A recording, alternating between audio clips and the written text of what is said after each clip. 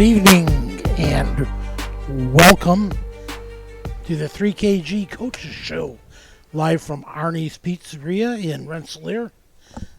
We're looking forward to week number 8 already, and a quick look back at week 7 results. Scores from our area teams included Kage Valley losing to Hobart 45-8.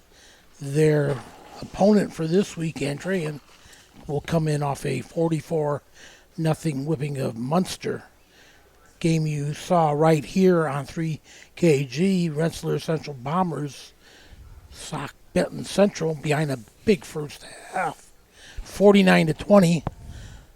Delphi knocked off North Newton 28-6. Frontier over Tri-County 40-7. North White topped South Newton 36-29, and West Central over Winnemac 20-14. Our schedule for this Friday or this weekend include Andrean 5-2 now at Kankakee Valley 4-3, and that'll be on live on the Cage, 3KG, thecage.com. with a 6:45 or thereabouts pregame show slated. Northwestern 1-6 comes calling to 4-3 Rensselaer Central. 4-3 Frontier is at 6-1 West Central, and that'll be a showdown for the Midwest Conference right now, as both are 3-0 on top of the conference standings. North White 4-2 is at 0-6 North Newton. South Newton 4-3 is at 1-6 South Central, while 1-6 Tri-County visits 5-1 Indiana Deaf. That'll about wrap us up. I'm not sure, Bob, you said maybe one of those games is slated for Saturday? I don't know. We'll talk to this guy. I can't remember. I thought I saw it. No, I don't know. We'll take it as they come with the coaches here. I don't know. All right. Well, we've got Scott Rao right here from North Newton. He'll be our leadoff hitter tonight. Not used to hitting leadoff. No, I got here early. Man, oh man, those little numbers help you out. We got our stuff done and got off the field. Tell us about last week's game. Last week we had homecoming and had a great week. You know, the kids are all excited and everything. Going to play Delphi in our homecoming game, and the game started off about the way we wanted, and the entire first half was back and forth. They were able to move the ball on us a little bit, but then we were able to get them stopped, and then we would move the ball a little bit, and they'd stop us, and then both teams were able to put a drive together and score in the first half. And so, unfortunately, we missed our extra point, so we went in at halftime down 7-6, and a really good game going back and forth. And then so in the second half, we came out, which we've struggled with in the last 2 or 3 weeks, and how we're going to do when we come back in the second half. And we just kind of lost a little bit of our focus and a little bit this or that. And next thing you know, we struggled to run the ball or to get first downs. We had a couple times where we went 4th and short, and we just couldn't get it. And they ended up with a 4th and short, and they were able to make it on their situations, and that kind of turned the game. They scored a touchdown there in the third quarter, went up 14-6, and then were able to put another one early in the fourth quarter to go up 21-6, and then they scored near the end of the game again when we had to try to do stuff. Instead of punt, we went for it when we were way back in our own territory. So they ended up scoring again at the end. So it ended up 28-6 with the final, but it's just for some reason, excuse me, in the last 2 weeks against Frontier and then against Delphi, we looked great in the first half, and then all of a sudden don't do anything right in the second half.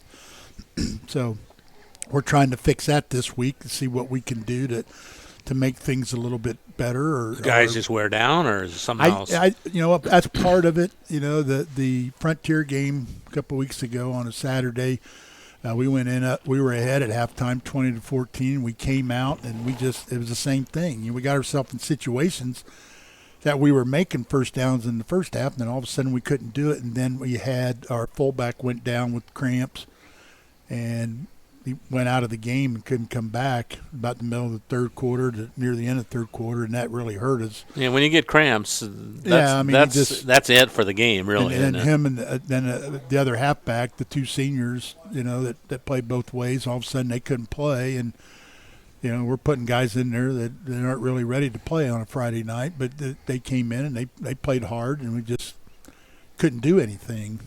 Ended up losing that game, and then the same thing kind of happened. Nobody went down this time, but it's just we're a little lackluster coming out of the second half. And I know our conditioning is good enough. They're in shape. We do that. They run well. They do all that. I think it's a mental shape. I don't know whether they just get tired and mentally they're just not as sharp, and little things we don't do well. We don't take the proper step to get the block, or sometimes we get the blocks and then we don't run in the right hole, and then it's just little things. Or guys go the wrong way, and it's just mental problems. The fine line this year, isn't it? It is. I mean, and we just don't have any room for error. I mean, we have to do everything just right, or it's not going to work.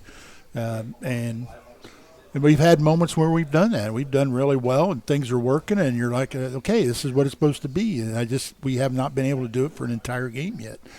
I'm hoping this week will start that, so we're trying to get to that. Do high school just overall, normally, do you guys do a lot of adjustments at halftime? Well, there's been years where we have, and years like this year where we really haven't done much because they don't really have the ability to do a lot. But yeah, there's a lot of times you can. A lot of times you can get a good idea of what they're doing. I think more adjustments probably come defensively because you've seen what the other team's doing to you, and you come up with stuff to try to slow that down or stop that.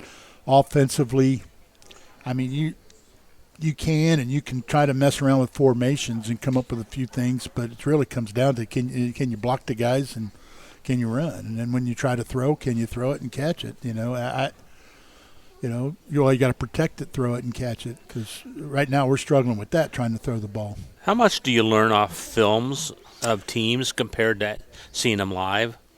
Well, as a coach, I probably get a lot more seeing it off film than live because I get the opportunity to rewind it, because I can look at different sections of it each time I rewind it and go, oh, that could help. How much time do you watch film? How much time do I watch film? Yeah. Oh, do you watch it? Do you watch your game after you play it on Friday night, or no? I usually don't on Friday night. I used to. Anymore, I don't. Probably in the last, 5 years or 6 years. I don't as much on Friday. I usually watch it on Saturday, but because it's still pretty fresh. Unless there's something that I really want to look at, I might look at a section of it. But generally speaking, no. I mean, unless there was something where, boy, they were killing us on this play. They kept running it, different times in the night, and every time it worked, I might go back and I'd say, what are they doing that makes that so good against what we're trying to do to stop them? Or vice versa, if they were stopping us and putting pressure on us, what are they doing that's different than what I thought they were going to do? Because you have your game plan going in, because I watched them in the last 2 weeks, what they did. So, and all you can get is what they've done. They could change, the next week, come out with something completely different. So you don't base your whole game plan on what they've done in the last 2 weeks. They just kind of have an idea.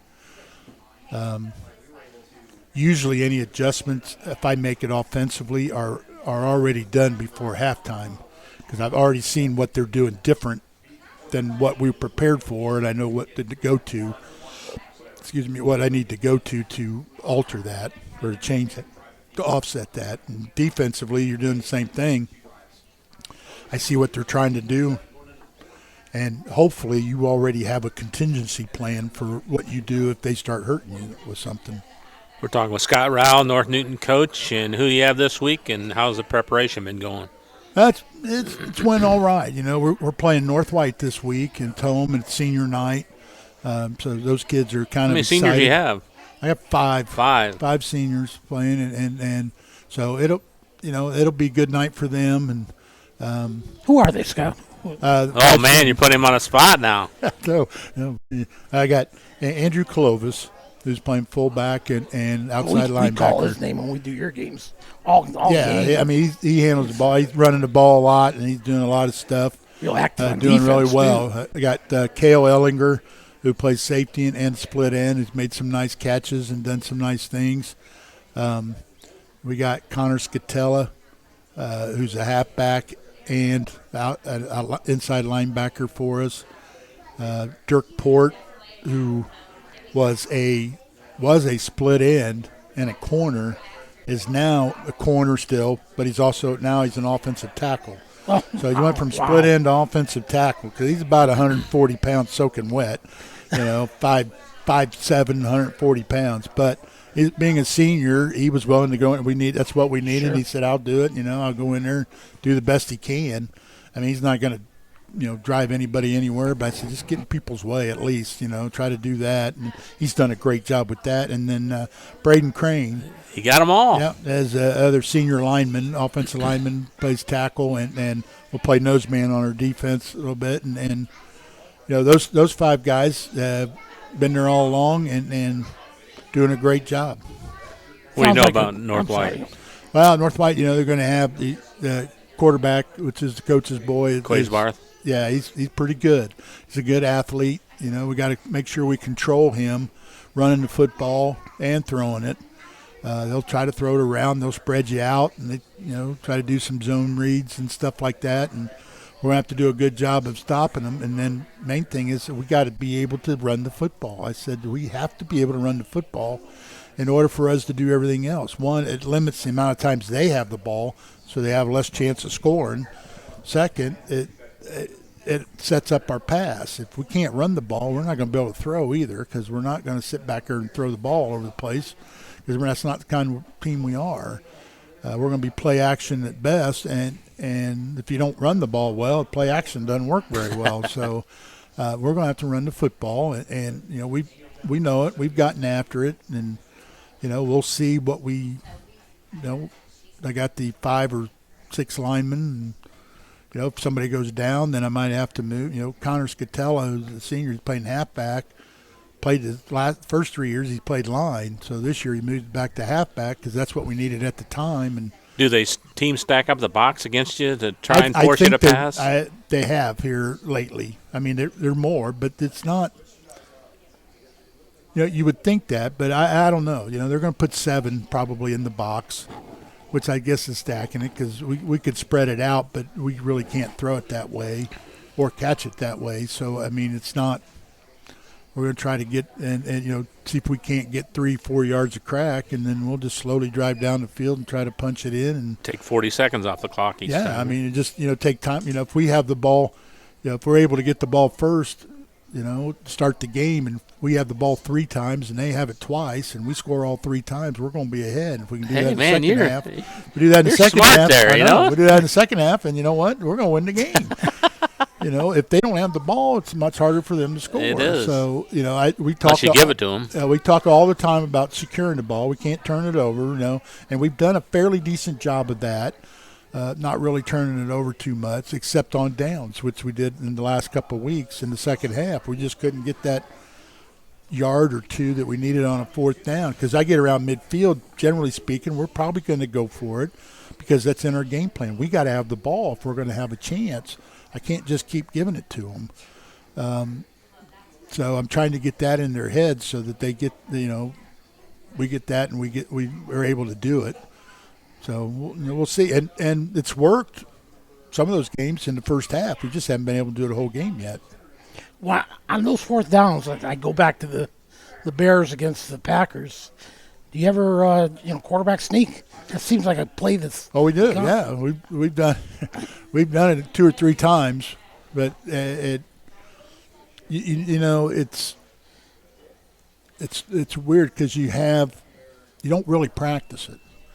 So then you get in the game and you do it, and then you wonder why, your quarterback's not very good at that. I said we did one, and he didn't get his pads down or anything, and we made it, but I mean it was barely. And I'm like, boy, that wasn't very good. because I was a big fan of the quarterback sneak, and all the years, when I was with Coach Manning and we was at Lewis Cass and doing that, he was one of the few guys I ever seen. He used it as a regular offensive play. He'd run it on first and 10.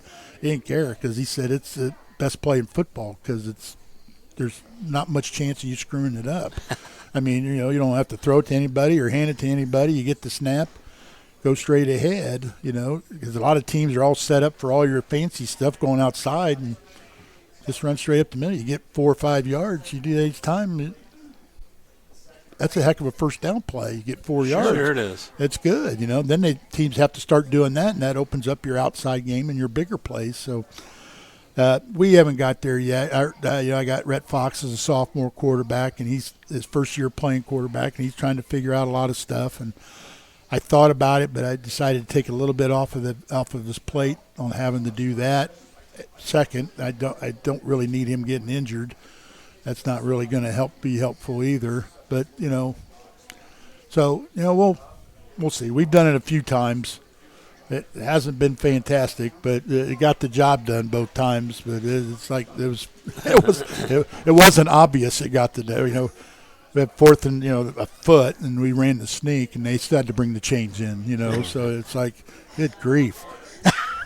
But, my weekly question is, how's the health? How many players are you going to have this week? Well, he has to think about it. Well, I got one. I think we're at that. I could be at 15 again. Could be. But the chances are we could be at 13.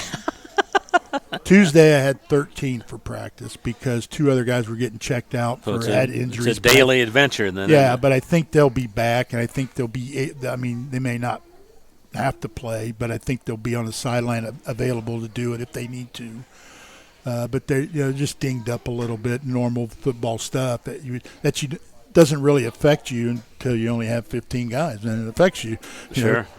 Guy gets sick, he goes, I went home. I don't feel good, Coach. I'm going to go home. I'm sick. No, you're not. You can't be sick. Nobody's allowed to be sick. No sickness.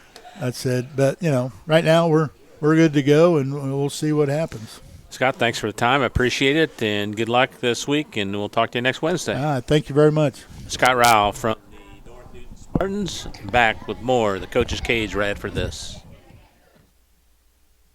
High-quality personalized dental service is what they do at Hillcrest Dental. For over 40 years, generations have relied on Hillcrest Dental for beautiful, healthy smiles. Dr. John Ayler and Dr. Jack Drone look forward to seeing you for your next dental visit. For information or to set your appointment, call 219-866-7117. That's 219-866-7117, or visit hillcrestdental.net. Hillcrest Dental is a proud sponsor of all high school athletics.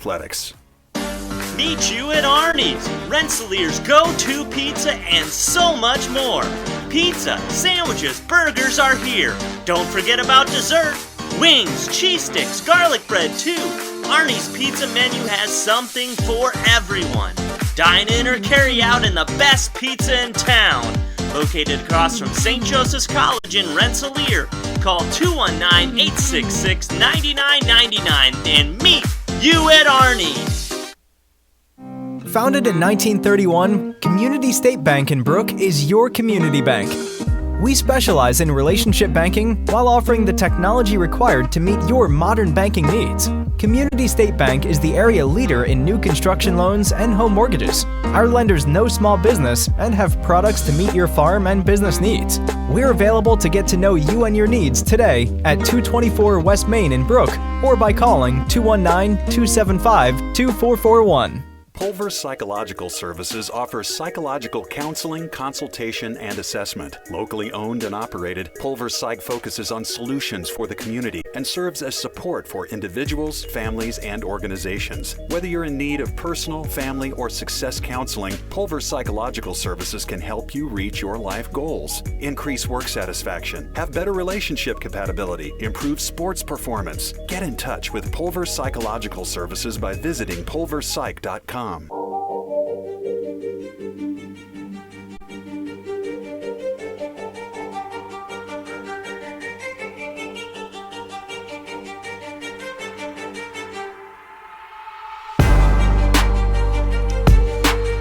back on the Coach's Cage on 3KG, thecage.com. You can go check us out on our website right there at that.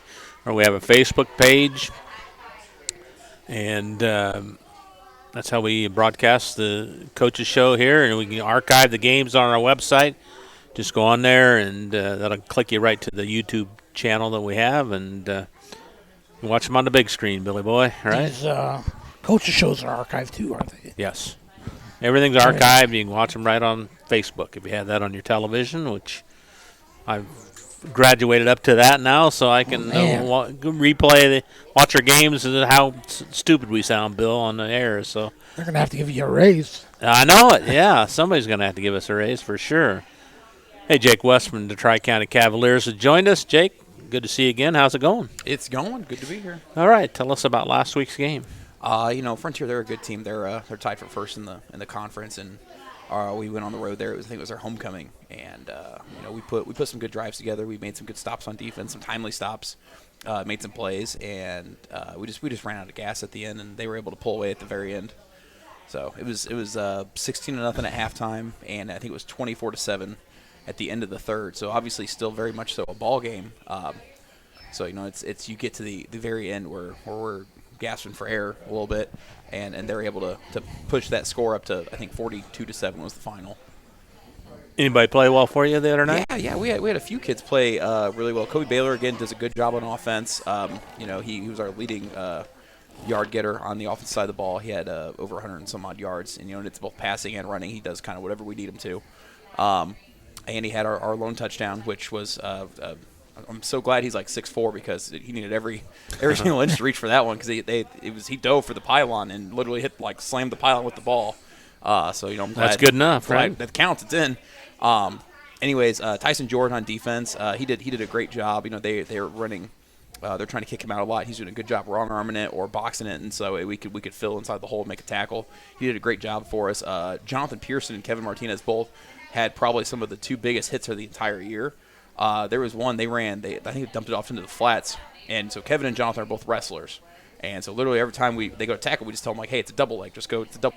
Eric Minnick also played a phenomenal game. He had 17 tackles playing DN. Wow. That's crazy. But he's just so fast and strong that it's teams will run the other way and he'll just run it down. He's coming back off injury too, isn't he? He is. He just got back off of an injury. So he's doing well. I'm trying to think on the back end who else did well. Bryce McMorrow plays really well. He's like a Swiss Army knife. Him and Braden Burnett both are.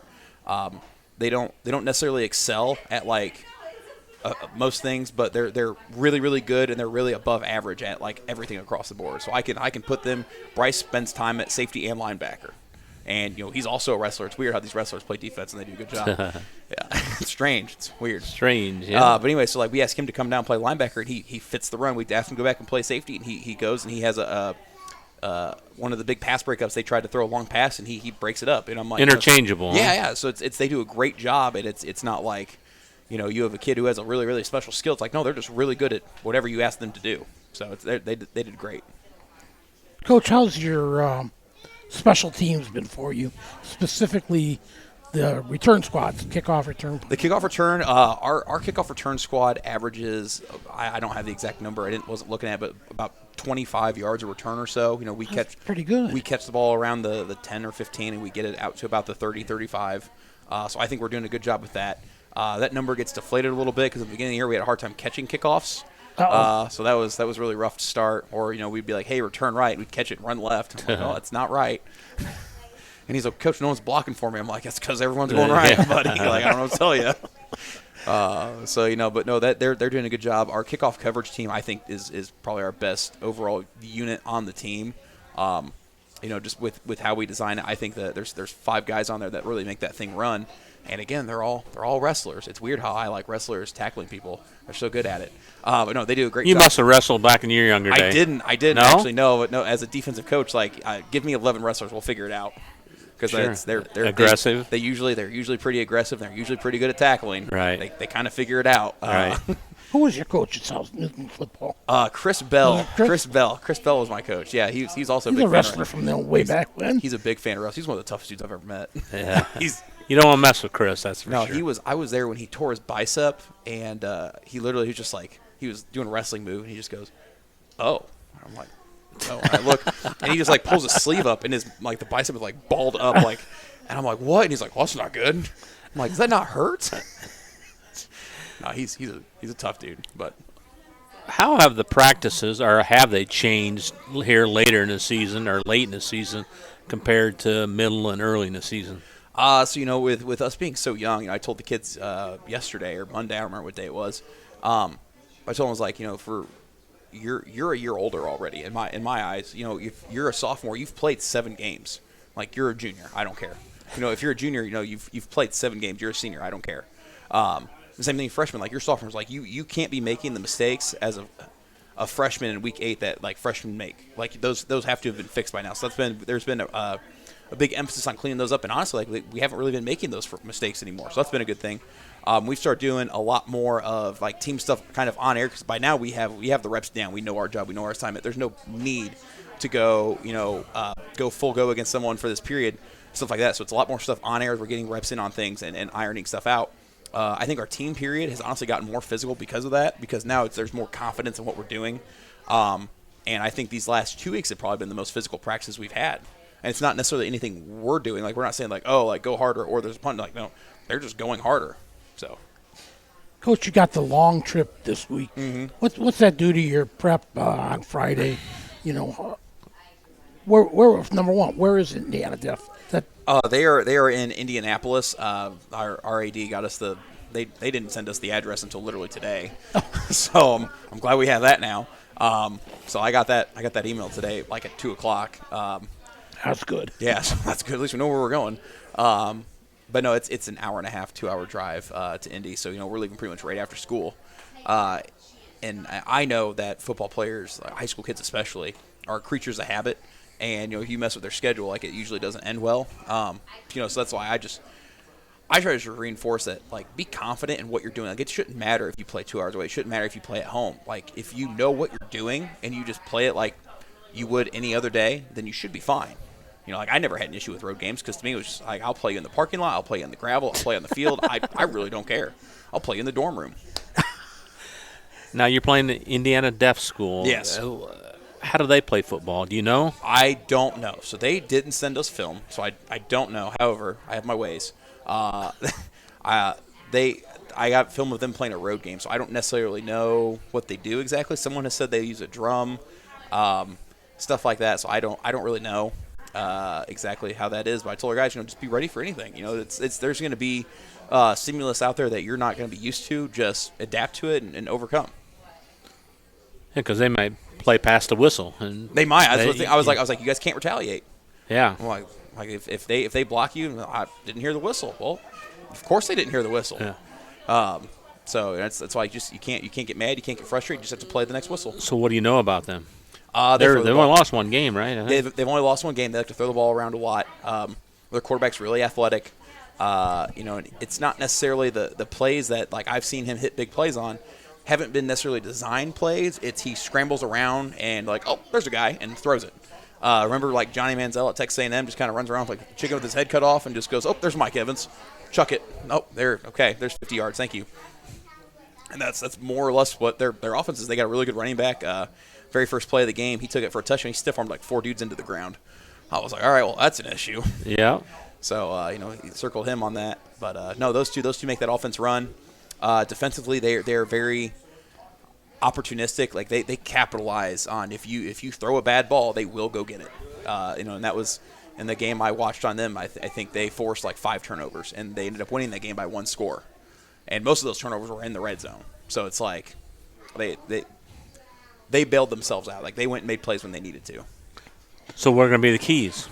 Don't turn the ball over in the red zone, first off. Okay, that's a good one. Yeah, don't do that. I think, honestly, if we can just establish the run game and keep it going and stay on track with the sticks, I think there's no reason we shouldn't win this game. Like, I'm very confident in that. So, defensively, just stay in your keys. Because, like I said, he likes to scramble drill, do what you got to do. But we can't get lost following around the action. What has changed the most in the high school game from the days you used to play to now? I think the general wealth of knowledge for the kids. It's we were talking about before the show. It's we have so many kids now who it's the highlight generation. They go, I see LeBron hit this turnaround jumper, so therefore I should try a turnaround jumper in a game. Okay, well, first off, you don't have a jump shot like I've watched you play basketball. And secondly, the reason it was open is because he's been backing that guy down in the post all game, so you don't actually understand, why it's open. So that's kind of the big thing is they go oh, well, should I just, run an outside release and then go inside on this? First off, we don't have enough time because they're bringing pressure. So, no, I need you just to run across the field and get open. And it's the little things that they don't quite understand why they interact the way they do, and it's trying to teach them those and teach them the why this is happening. Why does this concept work? Well, why do I have to follow my puller? Well, if you bounce it, we're not blocking anyone out there, so you're on your own. So that's why. Give us an update on the younger Cavs. How are they doing? They're doing well. They played pretty well to start the game, and I think they just they had some minor injuries. This middle school or JV? JV. Okay. So they had some minor injuries, and they kind of just limped to the finish line in the last game. But they started off strong. They were up 14-7, I think, in the first quarter. They came out, they moved the ball at will, and then as they started getting some injuries, they struggled finishing drives. And kudos to Frontier, they did a great job moving the ball. And then the junior high team, they just got back from playing Cassidy, who's having a really good year. And actually, no, they played Frontier the other night first. Yeah, so they played Frontier. And they lost 36-30, I think. They did a great job. Very, very close game. I guess it was I think if I was talking to the junior high coaches, they said it was 30-6 or something, at halftime or so, in the third quarter. And they just came storming back and just came up just short. So that was a great effort by them. But yeah, and then before that, the junior high were playing Cassidy, who's having a great year, and they didn't do the best job, but I thought they executed well for what they were doing, and they put 3 or 4 touchdowns on the board, so they represented themselves well and worked hard.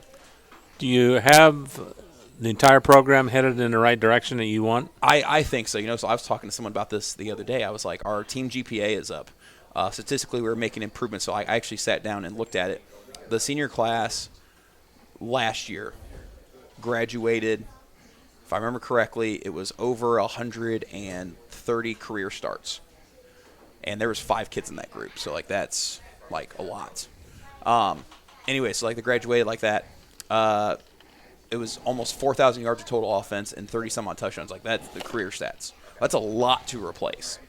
So we've got kids now who are seniors this year who haven't been the focal point or haven't had to be the leader, and all of a sudden they're thrust into that role, and they already have improved on the win number from last year. They've improved the team GPA. Statistically, we've made improvements over last year's team and across the board to some extent. Like I said, they ran the ball more last year than we do, which I would like to run the ball more. Games haven't really allowed us for that. But we're averaging more yards per carry than they did last year. So, you map that out. Okay, we've caused more negative plays on defense. We've forced more turnovers on defense. We've got more sacks on defense. It's everything is going up. Everything is going in an upward trajectory, and we're so young that it's going to keep going up.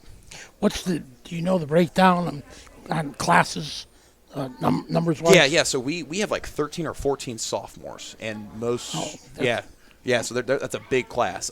So we only have 2 juniors, and then the rest are freshmen, not including the seniors, obviously. And how many of those freshmen play a lot? That's I stress to them, that's why the JV games are so important, because every game you can play, every rep you can get matters and helps with your development. So even if you're only playing a JV schedule as a freshman, you're still getting better. It's better than not playing. And we have we have about 3 freshmen that get some decent playing time, and the rest work through JV, and they play a ton in JV. So it's okay, so if you play 5 or 6 games as a JV player your freshman year and your sophomore year, that's 10 to 12 games. That's a full season. You play a kid who's going into his junior who hasn't played a single JV game, you've got 10 to 12 games of experience over him that he just does not have. That's 10 to 12 games worth of calming your nerves, of learning things on the fly, of adapting to things, and it's just that you can't replace that. So, what should a kid who's out there playing middle school ball right now, mm-hmm. and he wants to come in next year and be a starter? Mm-hmm. What should he strive to do? What should he be learning? Working on? So our middle school runs the same exact offense we do. They just run a simple, a watered down version of it, so it's easier for the kids to learn.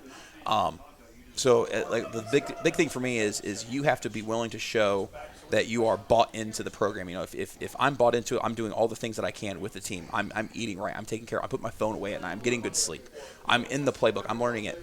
If you ask me what do I do on this play, every single day for 3 weeks, I'm probably not going to trust that you're going to know what you're doing when I put you into a game.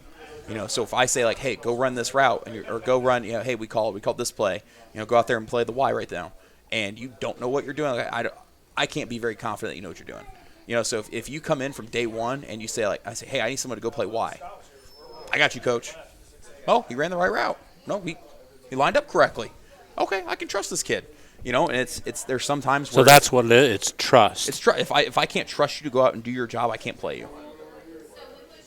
And then you start getting into the physical limitations. So you have kids who are bigger and stronger. Like some kids develop faster, some kids have more access to the weight room, stuff like that. So that plays a little bit of a role in it. But it's like if I can't trust you in the first place and I can't put you out there, and that's to me like the big thing. Like I have to know. Like I told you, there was a freshman who I've never once asked him to go out and play a position, and he hasn't known what to do. We're playing South Newton, and I look at him, I go like, hey, it's a little Trey Foster. I'm like, hey Trey, do you know how to play the H? And he goes, I'm like, yeah, no, you're good. You know how to do it. Go. And he goes out there and he runs the right route and he gets his first varsity catch. I was like, yeah, see, I knew he was fine. It all worked out. But no, he's a good kid. He gets in the playbook and he's starting to earn playing time. You might not have that trust right away, but if you show up on a day-to-day basis and you do your job, like that trust is going to be earned. Like Noah Pratt's another one. He's probably going to be starting this week at receiver, and he's just been working his butt off all year. He hasn't really complained about playing JV. He just shows up and he works hard and he tries to be a leader. So I'm very proud of that. Jake, thanks for coming up. Appreciate it very much. No Good problem. luck Friday, and give us a little experience of playing the Indiana Deaf School next week. I will. All right? Hopefully it's a good experience. All right. Jake West from the Thanks, Tri-County Cavaliers. Back with more of the Coach's Cage on 3kgthecage.com right after this. Hi, this is Chuck Clark with the Underwood Insurance Agency, formerly Preferred Insurance Group. Are you tired of being sacked every month with your auto insurance bill? Do you feel you just pay your premium to your agent and never hear from them? We at the Underwood Insurance Agency work with over 10 insurance carriers to get you our best rate and coverage we can, and we pride ourselves on serving our customers like they are our family. We are conveniently located in Remington and Lafayette. We can be reached at underwoodagency.com. Reach out to us to score big savings. Working with our customers has been Kentland Bank's trademark for 87 years. We're dedicated to making your visit a lasting one, and helping you achieve your goals is our #1 priority. With 5 locations, Kentland Bank offers all loans needed for today's businesses and families, including car loans, mortgages, agriculture, and commercial loans. We're here to make your busy life less hectic by offering online and mobile banking, bill pay, and P2P payments. Member FDIC and equal housing lender. After a hard day's work or play, it's time for some relaxation, and there's no better place than Unwind on Front Street in Rensselaer. For massage therapy, facials, spray tanning, yoga classes, and wellness, stop by Unwind. They also offer student athletes 30-minute massages for $25. Alina would like to thank Unwind's loyal customers for their patronage since 2016. To make an appointment, call Unwind at 219-869-0290.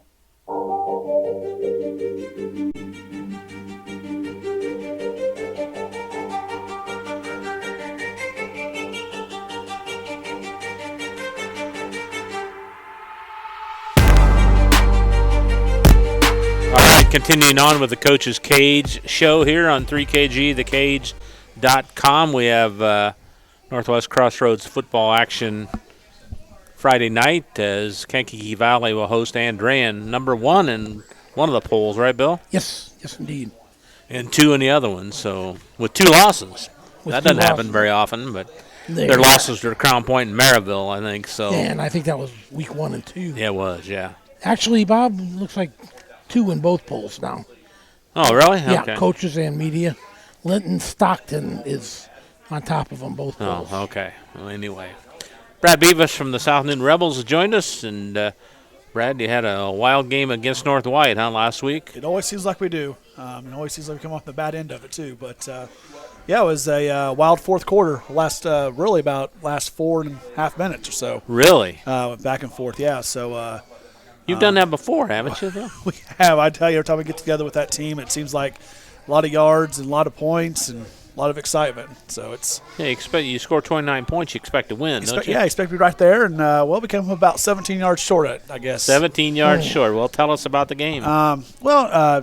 Started off pretty well. Both teams moved the ball a little bit, but kind of a defensive struggle. We went up 8-7. You got a 2-point conversion? I got 2-point conversion. Yeah, we did. We did that. Went back and took the lead. We were up 15-7, and then they kind of had some calls. I won't go to the officials too much. They extended their drive. We had a corner. Calls that went against you. Calls that went against us, yeah. We had a corner that kind of tripped up on his own feet, I think, and they went for a long drive to end the half, and we tied up 15-15. So we go into halftime, 15-15. So what'd you say at halftime? We were where we thought we were. We thought we made some mistakes that we could easily correct. We had a few drop balls. I think all of our 4 starting receivers all dropped a ball in the first half, which isn't good. But we felt we were in a position to be just fine as long as we just kept executing. We thought physically, North White's big and physical, but I thought physically we were controlling the game actually at that point. So I think we felt pretty good. Came out in the second half, got a slow start again, but kind of held in there. And North White ended up scoring in the third to take a touchdown lead. Fourth quarter was kind of slow to start with, and then about 4.5 minutes to go, I guess, they scored to go up 8. Kids are a little distraught. Said, "Hey, we're 4 more minutes to go. We're down by 8. Drive it down, go for 2-point conversion, go into overtime, see what happens." Just right kind of thing you do as a coach. Try to stay positive. The next thing, well, we 2 plays later, drive it all the way down and score 2-point conversion, tied it up. North White gets the ball back. Quaysbar kid, the quarterback, takes over and drives all the way down. They score, kick the extra point. They're up by 7. There's still like a minute and a half to go, minute and 20 to go. So plenty of time. Pull out the positivity. Hey, look, they left the door open. We go down and score, go for 2. We're winning. We're going for 2. So let's go down and score.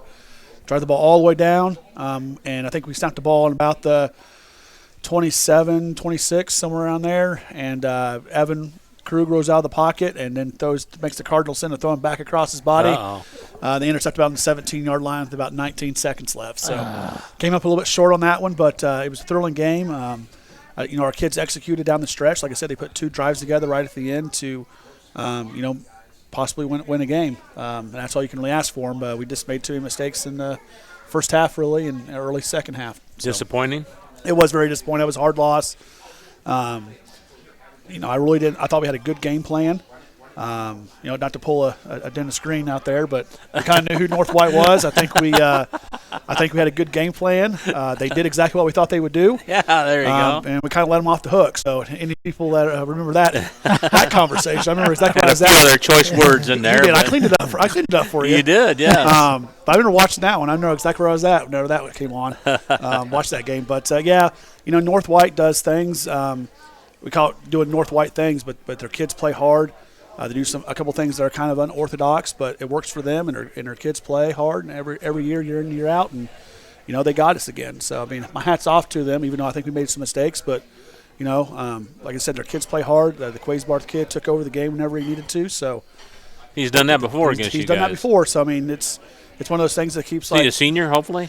No, he's only a junior. Oh man, junior. So, anyways, but we did play well. We did good. Well, who played well for you then? Evan Krug once again played really, really well for us. He's up to over 1,800 yards, I think, in total offense now. Over 1,000 yards, 1,300 yards passing, and wow, over 500, almost 600 yards rushing. So he's definitely our go-to now. He's definitely stepped in his own. Lucas Boguski had a great game with 167 yards receiving. He caught 2 long ones. He caught the in the fourth quarter there when I said we were down by 8. He's the one. They were in main coverage pretty much the whole game. But we hit him on an inside seam, and then he probably went 70-something yards on that play.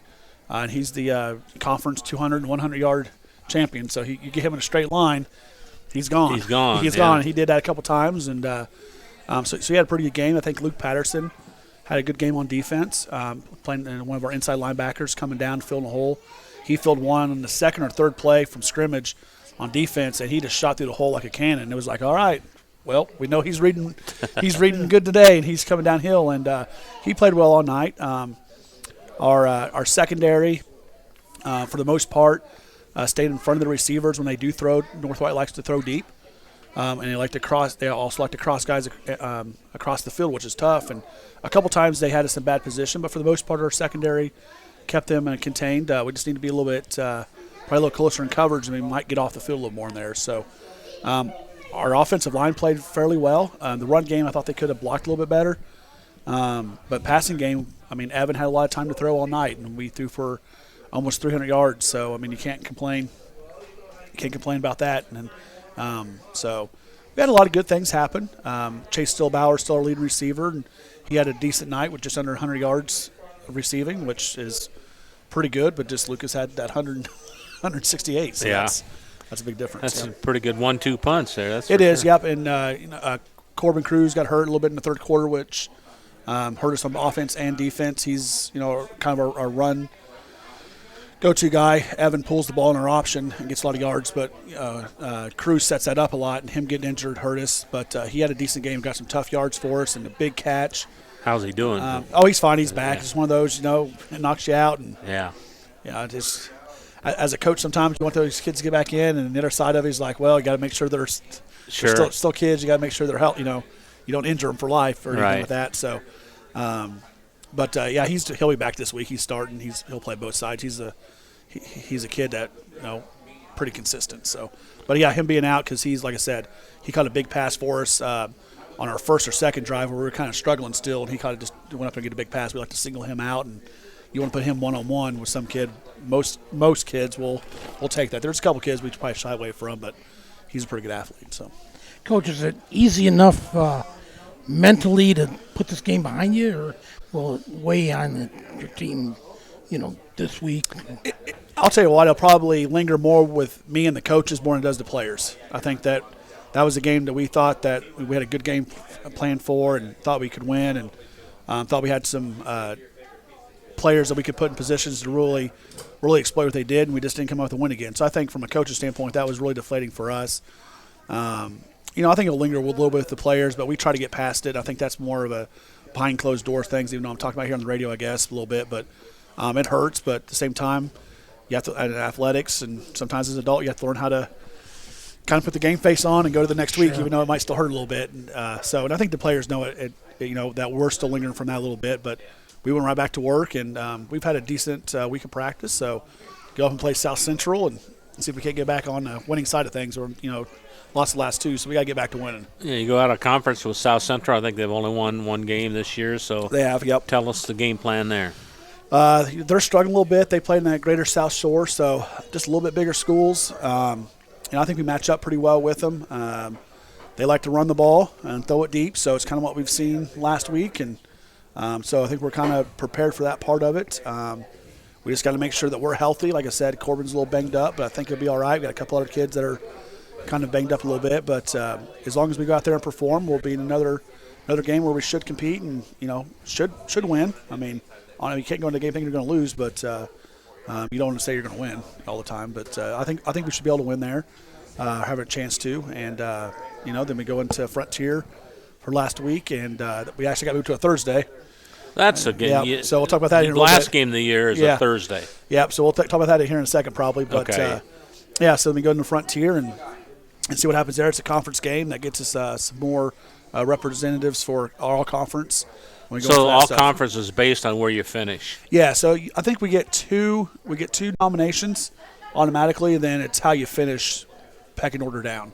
So you get I think the last place team gets another one, so they get 3 total, then 4, And how's that voted? The coaches? Yeah, so we nominate, and it's hard sometimes. I mean, that's why we try to explain to our kids, if we win last week and the week before, we get more nominations, a little bit easier for us to pick some of you guys. So they're putting us in a pickle. If I only get 4, maybe 5 nominations, I probably got 6, 7 kids I'd like to put up this year. Not that all of them maybe are all conference kids at the end of the day, but you'd like to get them on that ballot just to say, these are. So is there a first team all-mid cost and then second team? So we do one. So what we don't do. It's kind of weird because we only have the 6 teams in the conference. Right. So we just do. I think it's 15 players. 15 guys. So the top 15 vote getters are all conference, regardless of position. We don't do position because of the lack of numbers. And then if you receive a vote, typically you're honorable mention. And then I nominate kids, but I can't vote on my kids. I see. So once I nominate my kid, it's up to the other coaches in the conference to then say, we think this kid's an all-conference kid. And we have so a you system for coaches that. have to know other players on other teams. We do. I mean, and we talk, and for the most Well, part. of course, you look at it back here. Yeah, I mean, for the most part, we're pretty honest. We know who, who a good kid is, who an all-conference type kid is. Very seldom does it come into the politics of it. Even if we are upset with another coach about something or whatever, very seldom does that come up. It does, but for the most part, it doesn't. And we typically say, hey, here's a kid that's, I think is really deserving. We don't really rank them necessarily, but say this is the kids I think can should be over here. Here's a kid that's a maybe, and we kind of work it out. And I think we get it right most of the years. Of course, some people get left off, and that's part of it. I mean, but I wish that we could get a couple more teams in the conference so we could go back more to position players. We added a couple teams, but they just don't play football. They football. still play football, right. So hopefully we can get to that point. But right now, that's just kind of how we do it. We just take top 15. That's our. Are you looking to expand conference of football or no? I am not in those conversations. That'd be an athletic director and principal's decision. I would like to. I just don't know where it fits in. Yeah. We're kind of landlocked here, being on the western, end of it, Indiana here, and most everybody else in the conference. So I mean, there's a couple schools I think that would fit in pretty good.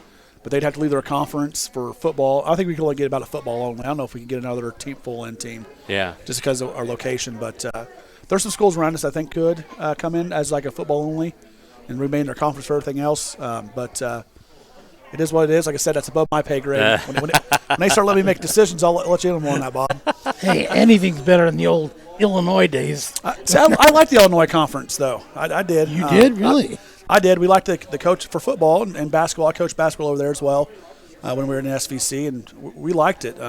We hated it because we lost track to you guys. The only thing that was bad, he used to like to, whenever he had a loss kind of like that, he used to talk to the team on the way home.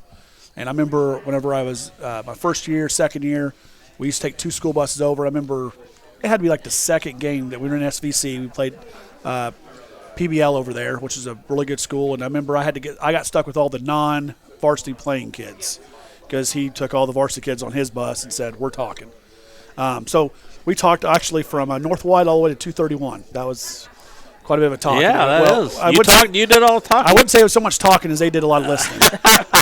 And it wasn't anything bad. It was just trying to explain situations, trying to explain what we're trying to do, try to show a little bit of compassion, just the whole thing, and try to get them kind of understanding why we're upset and all that kind of thing. But after that, it was silent. Most bus rides, they can keep the volume up a little bit. I don't like to have a lot of noise by that point because you win or lose, I'm kind of want to get in my space and think about things and what we got to do next week, who's injured, what are we going to do, as a coach. But back in my day of playing, it was silent on the way home. And this was that was fine for me, but I see the need for kids to be kids still. So we never talk about this much. How do you coaches take a game, win or lose? And winning's probably a lot better than losing, but does it frustrate you? You get frustrated for 15, 20 minutes? Does it make you stay up all night? Do you watch the game over and over again and replay it in your mind? Or how do you guys handle that? I have to get up pretty early in the morning on Saturday, so I take it a little different than probably my assistants do. They get to dwell on things a little bit longer into the night than me, because I have to get up and do some other radio shows, do some media things, Mm-hmm. And so, I'd say a good hour to hour and a half after a game, it's still thinking. I try to let it go because I have to do other things. But then Saturday morning, on my way up I have to go up to Sandy Pines for my other media obligation. That's a 45-minute trip where it's like everything that happened in that game gets replayed, and then I get to talk about it. And then on the way home, everything that happened, same thing. So I wish I could have done this better. I wish I could have done this better. I would say for me, different part. Like I do it compartmentalizing, do it different stages. I'd say by about noon, about the time I get home, because I go do laundry at the school, flip that over, get it in the dryer, all that kind of stuff. So I do that Saturday as well. So by the time I get home, which is about noon, I'm pretty much over the last game. and I'm definitely on to the next one. Yeah. To the next one. Now, it doesn't mean like on Tuesday or Wednesday I don't get fired up again. Like, gosh darn it, why didn't we do that last week again? But it's like you have to move past it. The kids don't move past it. So I think for me, I've learned that now as a younger coach. 10 years ago, even when I was just an assistant, I probably kept it a lot longer. Probably my weekend was miserable, but I've just learned how to take it in segments. And I start getting mad, I learn how to like walk away from it to not, because that ruins your life. You can't be mad all the time. I don't know if I ever asked this too, but do coaches have bad games? Oh yeah. We have bad games where we either didn't, I wouldn't say we didn't prepare well, but our preparation didn't lead into, they did something different and we didn't do that, or make some bad calls, make some bad substitutions. I mean, I think that's the thing that hurts the worst sometimes is whenever the two things I think that hurt the worst is, first off, is if you make a mistake, it puts the players in a bad position, whether it's a substitution or a bad call, bad play call, bad defensive call, something like that. To me, that's the worst because you put the kids in a bad position. I think the second one that hurts is if you know that you've worked on something for a week, multiple weeks, or that's something you do consistently, and then the kids go out there and don't get it. That's very frustrating. But I always take that as, did I feel like we covered that enough? Bill Parcells used to always say, if you covered it enough, that kid would do it. And so, I mean, there's some truth in that too, because you got to cover enough for the kid to get it. But I think a lot of times, if you know you covered, if you do it, something you do every week, and the kids don't get it, that's frustrating. But I think those are the only two things that really frustrate me. Other than that, it's a game. You're going to make mistakes. I don't like making mental mistakes, from that standpoint. But if the players make physical mistakes, it happens. I think it's just whenever, like you said, if we make a bad call or something like that, I think that's because you're doing that to the kids instead of the kids going out there and playing. So, Coach, what type of schemes does South Central like to run? They like to run the tight end a lot of kick out. So they run with the tight end and then H-back, so a guy right behind the line of scrimmage, which is becoming pretty popular now. Used to call that the old blocking back in the single wing days. Now they're called H-backs. I guess they get a letter when they become cool. There you go, yeah. But anyway, so they'll either use him to kick out somebody and then lead up with a guard up through as he pulls, or they'll pull with the guard and kick out and lead up with the H-back. So that's kind of their basic scheme is like a pull and kick type thing. And then they'll also run some routes with some flood stuff where they put three receivers on the same side, whether that's line up in trips or bringing a guy across, and they just run three different levels. So there's a guy pretty close to the line of scrimmage, a guy that's deep, and then somebody that's intermediate getting there somehow. That's kind of their passing game. So, like I said, it's kind of what North White does. It's not the exact same feel 100%, but it's very similar. So it's going to be an easy transition for our kids, I think, from last week to this week. Their school has had a great tradition. Obviously, they're down a little bit this year. Yep. They've been down a little bit. When we got them on our schedule, it was a little bit like, okay, they're normally pretty good, so that's going to be a tough test. And, the record isn't very good, but I'm sure they're going to give us a tough game. They're having some I don't want to say this. They had a loss in their student body this week, and it's homecoming week, so I'm sure they're pretty emotional. So we don't know what kind of team we're going to get out of them. So we've already reached out and offered our condolences to their staff. I don't think the kid was on the football team, but in a small school, something happens, it affects everybody. So we've already done our part and reached out. So we'll see what we get up there. But, traditionally they're a good school. They came down 6-7 years ago, I think, and played us at home. We got them by a couple touchdowns, I think. But, traditionally they're pretty good. They play in the Greater South Shore, which is a good – that small division's a good little small division conference. So, what are you trying to accomplish here the last 2 weeks of the regular season? I think just get back on the winning track, get back to gain some confidence for our kids. It's going to be a weird last couple weeks. We have our draw Sunday, so we'll figure out who we play. South Central is a possible opponent for us, so we could possibly see them in 2 weeks. And we moved the Frontier game to Thursday because of the girls' volleyball sectional. So we host girls' volleyball sectional, and Frontier drew the first game on Saturday morning. Our girls drew the second game on Saturday morning, which starts about noon, I think, Eastern. And we were supposed to kick off at 2 o'clock Eastern. Oh, it's a Saturday game. So it was a Saturday game originally. So they decided we didn't want fans, and that's their senior night too, so we didn't want all that crisscrossing. Right. Because us and Frontier are kind of the favorites for that sectional. So we should meet in the championship. So it was just a lot there. So the administration's kind of got together and we moved it to Thursday to kind of alleviate some of that. So that's going to be a weird thing because I've never coached on a Thursday. I don't know. I don't even know what to do. We're trying to make who played on a Thursday last year? West Central and North Newton did, I believe. Yeah, okay. But I think we're going to be okay. It's just we're trying to turn Thursday into closest Friday. I kind of like that a little better because on a Saturday they wouldn't have went to school, and that would have been a different thing. Where Thursday, it's earlier in the week, but we can still do our team breakfast, still go to school, still leave on the bus after school. And then go scout on Friday. And then we can go scout on Friday if we need to, yeah. So, I mean, we'll see how that works out. That's going to be a weird week for us. But hey, we got to say a big shout-out to the South Newton volleyball team this year. They won their conflicting reports here. We at least know it's 5 straight. Maybe we think it's 6 straight conference titles they've won.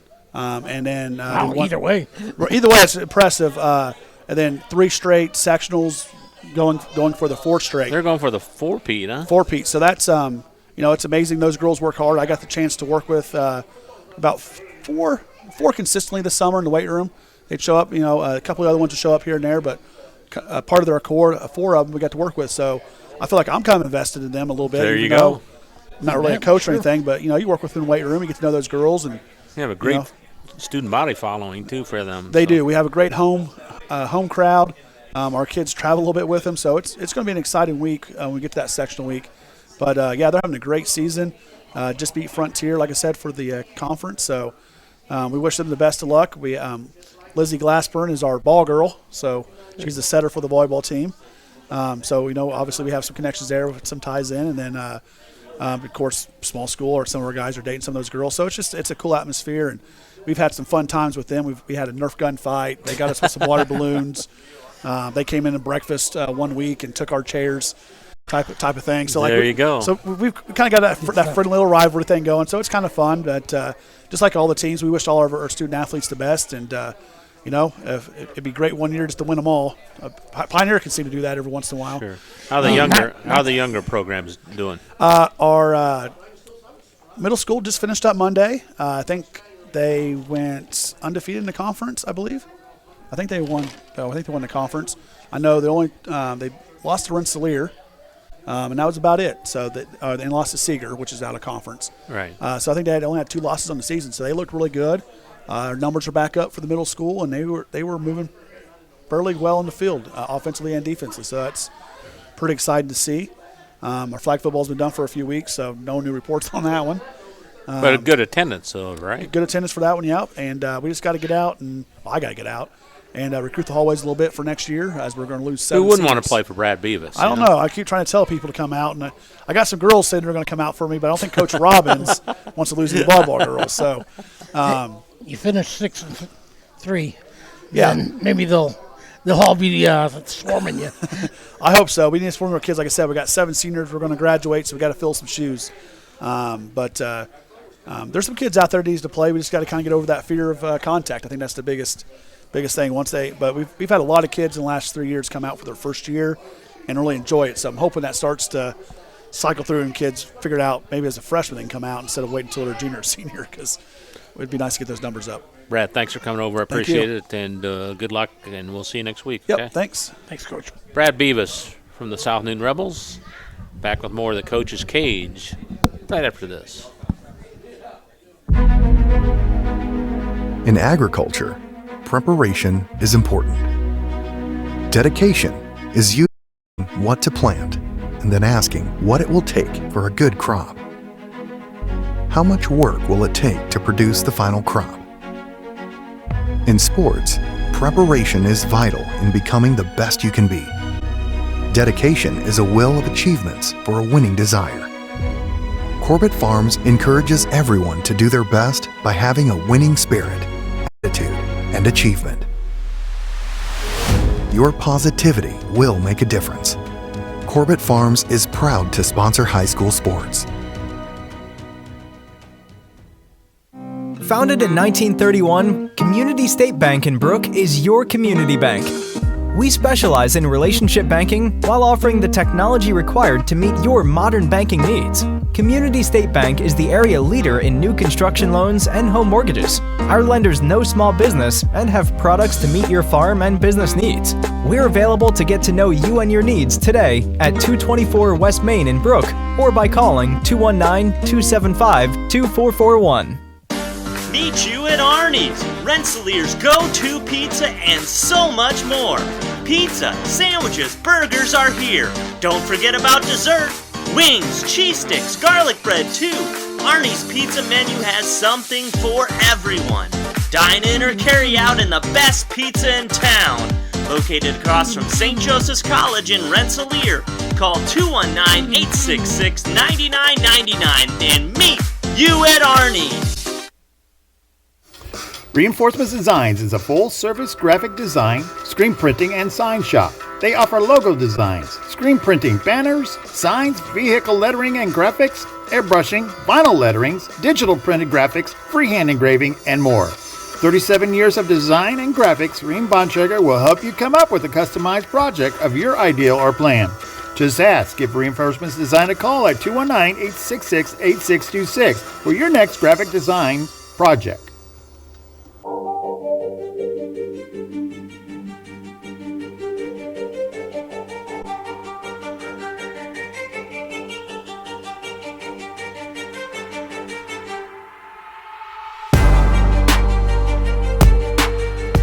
Scotty Miller controlling things. Bill K, Bob Kurtz with you on 3KG, thecage.com. We're in the latter stages of the football season here. Just 2 weeks left in the regular season. Then sectional play begins, and one of the teams having a great year this year is the West Central Trojans, and Mark Hall has joined us now. And Mark, congratulations. You don't very often get a big win against your big rival, but you did this time, right, against Winnemac, right? Yeah, it's been 10 years since we had beaten them, and it's been 13 games, so it was nice to be able to go over there and get it done. Yeah, won at Winnemac, too, then, huh? And that's actually the last, I think our side or their side of the field set us up in really good field position. I think it was around the 37-yard line, something like that, so we get a short field to start with. 2 plays later, Aiden White takes one of our jet sweeps and goes around the edge and goes 35 yards for a touchdown. So we're up 6-0 fairly early in the game, and we were unsuccessful in our 2-point conversion. And then their next possession, Winnemac takes the ball down and they score, and it's 7-6 at the end of the first quarter. And that's where it stayed. And offensively, those were the only touchdowns scored all game. Offensively. Yeah, only offensive touchdowns by either team were in the first quarter. And then after that, it was all defense and special teams that scored. Okay. So into the second quarter, we have to punt the ball away. Winnemac starts to drive, and they get deep into our territory. They snap the ball from, I think, our 9 or 10, and we punch the ball out, and Aiden White picks the ball up at the 2 and runs it back 98 yards for a touchdown. Wow. So that's the right man to do it then, isn't it? Huge swing of momentum right there, and we go up 14-7 at that point, and that was the score at halftime. Third quarter, we got the ball to start with. We have I think it was a 5 or 6 minute drive right off the start there that we get down deep into their territory, but we were unable to convert on a 4th down. And so then they got the ball, and I think it was like 2 or 3 plays later, they throw the ball out in the flats, and Zion Rodriguez steps in front of it, runs it back 37 yards for a touchdown. So he had a pretty good night. Yeah, he did. He had a real nice night. Aiden White also had another interception in there in the second quarter, so they each had. How many turnovers you get? We forced 5. Holy smokes. Aiden had the fumble recovery and interception. Zion had 2 interceptions. And then our last one I'll get to because that was the big one. So we're up 20-7 at that point, and there's like 5 minutes to go in the third quarter. At that point, like, things were going really well for us. They get the ball back. They go, I think, 3 and out. It was pretty quick. We get the ball back, and we're trying to slow it down a little bit, trying to run that clock and get out of there because things right now are going really well for us. We get into the fourth quarter. We punt the ball away. They get the ball. They don't do much with it. They punt it back. Same thing. We're trying to milk the clock as much as we can. We get down to the 4.5, 5 minute range to go in the fourth quarter. We punt the ball, and we don't cover it very well, and they run it back for a touchdown. So now it's 20-14, Oh, jeez. and it's all of a sudden turned into their side was kind of deflated. So now they're back in the game. They're feeling great about themselves, and so now it's a ball game. They kick off. We end up getting pretty good field position because there was a face mask called, but then we go backwards 10, 15 yards on that possession. We did not respond well to adversity. That all of a sudden they're back in it. Penalties or just lost? One was a penalty, but others were just we were missing assignments and blocking, and they were able to push us back. So we punt the ball. There's somewhere around 2.5, 3 minutes to go, somewhere in there. We get off a good punt. It goes down to their 25. So they got 75 yards to go. So feeling pretty good about that. That they not a whole lot of time, and they got a long way to go. But their first play, we let them get behind us, and they make a 40-yard pass. Oh. On the night, they only completed 3 passes for 70 yards, and that one was for 40. So now they're in good position now, and they've got plenty of time. They've got some timeouts, and they go to a wildcat formation where they've got trips on one side. They've also got a wing over there too, so it's basically a quad look, and they've got their running back now as the quarterback, and they run it that way. We're able to stop them. I think they got 10 yards on it. We call a timeout. We're like, guys, listen, if they're in that formation, that's what they're doing. They're running the ball. They aren't doing anything else. They're not going to throw it with that guy. So they get into it again and run it again, but luckily there was a holding call, so it brought it back. They get into it again going the other way, and we don't really adjust to it, but we were able to stop them for I think it's 8-yard gain. They then go back to a quarterback look for a play, and the quarterback fumbled it, but they recovered it. So there's somewhere around 1.5 minutes, 2 minutes to go, something like that left. And they go back to the Wildcat thing on a 4th and 5. They get it. It sets up their next play, and they're off running it again like they're going to. And finally we adjusted, and we're going to be over there, but the snap was a little low to the running back's left, and he went down to grab it, and then when he was pulling it back up, the ball just shot forward. And Buzz Beiswanger landed on it. So with about 1.5 minutes, we get the fumble recovery, and that's the game. We were able to run 2 plays of offense and ran out the clock. How exciting was that? It was great. Just for the kids, the seniors, they were first grade last time we had beaten Winamac. So for them to finally be able to experience this and some things I've talked to them about what this rivalry is supposed to be about, and 2 teams getting after each other like this, it was finally great for them to be able to experience it, get to see those things that I've discussed with them before. In the tomahawk itself, none of them had ever seen. You play for a trophy? Yeah, we have a wooden tomahawk that has Trojans on one side and Warriors on the other, and it's a wooden trophy about that big. It's pretty nice. It's colored on the sides on whose it is, Warriors or Trojans. So it's a nice trophy, and for most of the guys, it was the first time they had seen it. There's a couple of them that had a brother that played the last time we won it. So they had seen it, not really all that close, but they knew what it looked like at least. So just the fact that they got to hold that thing and celebrate with it was great. And then just for not only them, but all the younger kids that were there, all the junior high kids and elementary kids that came over and watched the game. And good crowd, obviously. It was a good crowd. Our stands were pretty much packed. They had a pretty good crowd. But just that they all got to see that it's possible. It doesn't have to just be on the other side of the county all the time. That we can also take it back to our side.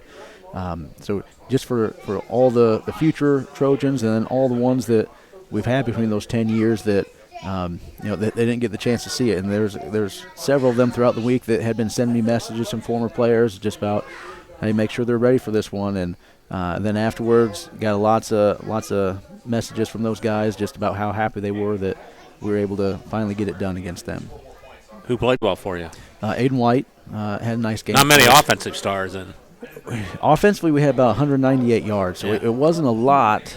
It was enough. Yeah. We had a couple drives here and there, but offensively it was kind of balanced between Connor Marlatt, Jacob Pilarski, and Aiden White. They were all in that 50 to 70 range of yardage there. So those three were really the ones that stood out. Their offensive line did a nice job of opening up some holes here and there for us to make some runs in. But Aiden White overall, nice game. He scored 2 touchdowns for us, had the score in the first quarter on our jet sweep, and then had the fumble recovery. He ran back. Jacob Pilarski had the 2-point conversion in the second quarter, and then Zion Rodriguez also had a great game. He had the 2 interceptions, 1 he returned for a touchdown, and then defensively, Austin Boland, Jacob Pilarski each had 13 and 13-plus tackles. Zion Rodriguez also had 8 or 9 tackles as well. Aiden White had 6 or 7 in there. So a lot of guys just making contributions and just doing enough. We did enough to get it done. Did you ever think you'd win a game with 1 offensive touchdown? It's not very common. I've been in one where we lost a game because we've given up 1 touchdown before. So yeah, it's possible. It's not very common that you get a 1 score offensively, and that's enough. Coach, does a win like that carry over into the hallways for this week? Did it, Monday? A lot of excitement. There's a lot of people at the school that were there watching it, so they came back on Monday and they were excited about what the team was able to do, and just it was a positive atmosphere in the school. That's cool. How about this week? Who do you have? And tell us how the week's gone, and a little bit about a scouting report on the team you play. This week we play Frontier. Frontier right now is 3-0 in conference, just like we are. So it's another huge game. I think I told you guys this going into the South Newton game, that one of the things we told our kids is this is a big game, and if we take care of business, next week's a big game, and every week after that it's going to be a bigger game. And here we are again, and it's a big game. It's homecoming this week, so there have been some other things going on. The kids, for the most part, have done a pretty good job staying focused on what is at hand. Tomorrow night there's a volleyball senior night going on. There's also another homecoming event that takes place that day, and then there's a homecoming stuff on Friday as well. So there's a lot of things coming up, but I think for the most part our guys have been locked in during practice about what needs to be done. So hopefully we're able to come out and with our best effort and do the things we're capable of doing. Because we've been talking to the kids about, we've got an opportunity here that there hasn't been a West Central team that's done one conference, been able to do this for 24 years. It's been a long time. It's been since 1998, and it's right there for us to go do. And we don't want to let this chance get away. You just got to take care of business. Because they're not there every year for us. So we got to make sure that we focus in and do what we're capable of. Frontier, they've got some big linemen. They've got some skill guys that can do some things as well. They've got a right guard that's really good. He's really good on offense, opening up holes for people. He pulls a lot. And then he also plays defense and flows really well. Their 3 linebackers do flow really well. They get to the ball in a hurry, so we got to make sure that we're playing our best, because that's what it's going to take. You concerned about your offense or not? No. It's Winamac. Their record-wise, they're down right now, but they've got guys that can do stuff. Their line is still decent. They've got good skill guys, so it's not offensively like we did enough. There's some things we went back and looked at and we needed to fix up, and I think those have been addressed through this week. So hopefully we get back on track offensively and are able to do some of the things we were doing previously in the year. But offensively, Winamac always plays us tough, and that's going to be always a tough game. Usually every year we talk about West Central and their injuries, but it seems like this year we haven't had very many, right? Not yet. Hopefully that continues. Yeah. Healthy then? Yeah, we've been pretty healthy. We've got the typical. It's going into week 8 of football, so there's going to be the bumps and bruises, and I don't feel very good sometimes, but that's what happens after you have 8 weeks of hitting people. Do your practices change from like the first 2 weeks of the season to now? It depends on the year. Most years it doesn't, unless we are having a lot of problems, a lot of injury problems. Then we'll lighten up a little bit. But typically, no.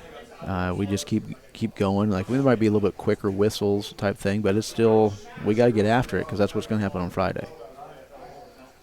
What do you hope to accomplish this last 2 weeks? Well, as talked about, Conference conference is right there.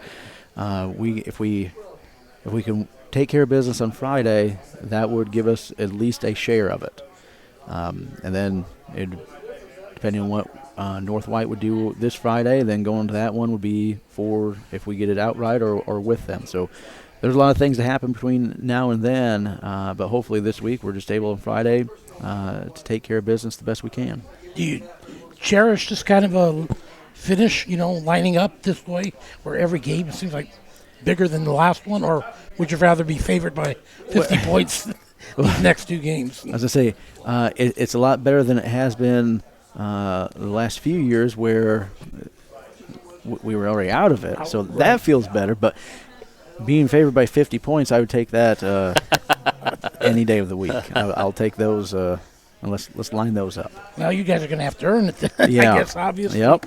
But that's got to be all right, too, though. Yeah. It's if you want to be a competitor, I mean, these are the games you want. You want to be in games that are going to matter and are going to test you. Mark, keep it going. Good luck, and we'll talk to you next week, okay? All right, thank you. Thanks, Coach. Mark Hall from the West Central Trojans. Back with more of the Coach's Cage on 3kgthecage.com right after this. Indiana Farm Bureau Insurance Agent Joe Goodeman has been serving the Jasper County and surrounding area since 2009. Being involved in the area, Joe Goodeman has kept his interest in making sure he provides the best insurance for his clients. Whether you need life, car, home, business, farm and crops, or even renter's insurance, Agent Joe Goodeman will keep searching for the best policy for your valued investments. Call Indiana Farm Bureau Insurance Agent Joe Goodeman at 219-866-4694 or stop in at 25.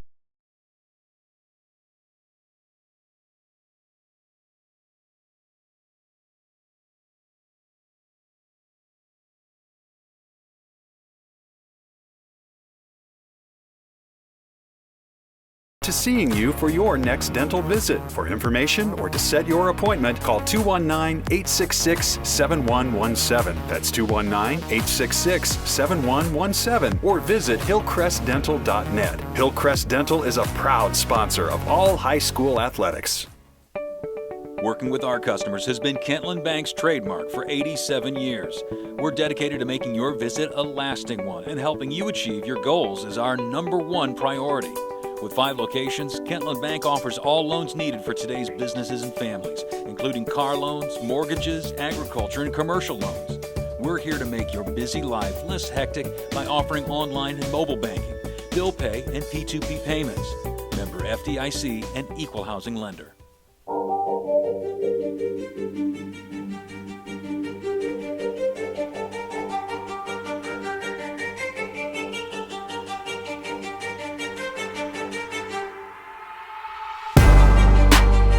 It's the Coach's Cage program on 3kgthecage.com. Check out our website. You'll get all the archives, coaches' shows, and games there. And you can listen to the coaches' show and games on Friday night as well through our website or our Facebook page at 3kgthecage.com. Chris Meeks from the Rensselaer Center Bombers, who we saw on 3KG last week, defeat Benton Central. Chris, nice bounce back win for you guys. It was. We had a tough go of it there for a couple weeks down in Lafayette, and learned a lot about ourselves, and really worked hard on the things that we did learn, and made a few changes, and it's just piecing this thing together. And again, we've got several young kids that are playing, and we're still learning about ourselves. You hate to say that this late in the season, but we are. That's just a fact. So I felt like our kids played pretty well, except for the second half. We had a little bit of a lull in the second half, but I think we played pretty good first half, and I think we've got the makings of a very good team. We just got to keep building and getting confidence, and that was a step in the right direction Friday. What do you tell a team to keep their concentration levels up or intensity when they're already ahead by 40 points? I don't know. You tell me, because I think we struggled a little bit in that department Friday. So, other than their first drive when they went down the field and scored, they put together a nice drive. I felt like we were just a step slow that first series. And then after that, we came out and really got the snowball rolling on that first play. Once we scored, got that 2-point conversion pass, after that, we just got things rolling offensively and defensively. Second half, and actually it started with about 3 minutes to go before halftime. We had a penalty on a kickoff return. And then we had another penalty, and then we had I don't know, it was just a series of unfortunate events right before halftime. And we just don't like seeing that. We want things to finish clean. And then second half, I thought our young kids did a great job going in there, running the ball effectively and doing some good things. So, yeah, it was a good win. Can you gain confidence, and does confidence help you during the game? Yeah, I mean, after the 8 quarters, and don't get me wrong, I mean, those were 2 very, very good football teams we played in Lafayette. And actually, we played Central Catholic a very good first half. It was 21-7 at the half, but it easily could have been 7-7, or if we capitalized, we could have even been up in that game. But, those were 2 tough games for us. We needed some confidence, and it was a good game for us to come out against a quality opponent. They were 3-3. A good Hoosier Conference team at our place. So it was important that we had success. Getting down 7-0, it was important to see how our kids would respond, and they responded that first play and on a 55-yard run by Diego Hernandez-Reyes. So, that was a good confidence builder, that first play, and then after that, you could just see our confidence grow as the game went on. Well, your young running back had quite a game for himself. He did, and one of the things I say is that we are blessed with several good running backs. We are, and Diego's a kid that he had been playing wing back for us, and some of the things that we had envisioned with him at wing back, using him as a receiver and stuff, we felt like we needed to shake things up a little bit. And we were struggling a little bit in the passing department, just having a big-time playmaker going downfield, making plays, and so on. So it wasn't an easy move. We took Caden Rowland, who was a very good running back. Your leading rusher, right? He was our leading rusher, outstanding running back, but also has the potential to be an outstanding receiver for us. And we talked to him, told him what our thought process was, and for it to work, he needs to make it work, and he did. I think you guys saw the potential that he has at receiver. And keep in mind, that was our first game. We've only had 3 or 4 practices with him at receiver, and there's a lot more things we can do with him and stuff. And then that'll open things up for Graham on the backside. So I feel like that's going to work out well for us, and it did work out well for us in the Benton Central game. And then Diego did his thing. He had 11 carries for 143 yards, scored 4 touchdowns. One of the things that he brings to the table, too, is he can throw the ball very well, as you guys saw. So he passed for a touchdown pass, and then also had a 36-yard reception. So he had a complete game. Roland, again, from the tight end position, had 3 catches for 61 yards, 1 touchdown. So he gives us a weapon that other teams have to worry about and try to defend. And then Aaron Barco and Avery Reyes, they also had touchdown runs for us. Corbin Matthew, our quarterback, was 5 for 8 passing for 148 yards. Also threw for a 2-point conversion. And then Logan Kuiper caught a 2-point conversion. So a lot of individual offensive accolades. And they played well. I mean, they got the ball rolling. And, again, most of that was done in the first half. Hey, I'll throw an accolade out there. How about the coaching staff? You guys pressed the right buttons last week to make that switch. Well, it's tough to do. I mean, it's tough to do.